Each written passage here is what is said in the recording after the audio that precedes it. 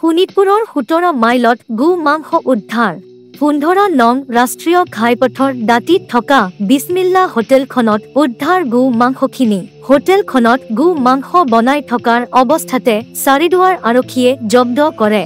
ঘটনাৰ সন্দৰ্ভত হোটেলখনৰ স্বত্বাধিকাৰী আজিজুল ইছলামক আটক কৰে আৰক্ষীয়ে ইতিমধ্যে জেল হাজতলৈ প্ৰেৰণ কৰে আজিজুল ইছলামক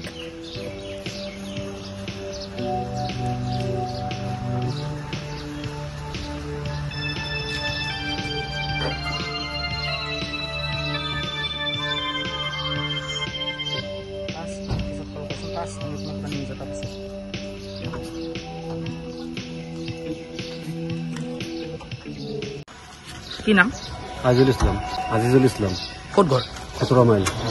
মাংসটো ক'ৰ পৰা আনিছিলে মাংসটো আমনিৰ পৰা আধা কেজি কিনি নিছো আৰু বনাইছো খাবৰ কাৰণে আমি 8টা পৰিয়াল আছে আপোনাৰ হোটেল আছে হোটেল বন্ধ 1.5 বছৰ ধৰি হোটেল বন্ধ 1.5 বছৰ ধৰি বন্ধ মই খোলাই নাই হোটেল লাগিলে তাত ৰিপৰ্ট গৈ পেলাই আনিব এইটো আগত একবাৰ যেতিয়া কেজিং হৈছিলে তেতিয়া পৰা মই বিক্ৰী কৰা নাই মানে আগতে বিক্ৰী কৰিছিলে 3 বছৰ 4 বছৰ আগত সেইটো কেজিং হৈছিলে তেতিয়াৰ পৰা বিক্ৰী কৰা নাই কৰা বিক্ৰী এইটো ঘৰৰ খাবৰ কাৰণে আনিছিলো কিমান আনিছে আধা কেজি ক'ৰ পৰা আনিছিলে আমনি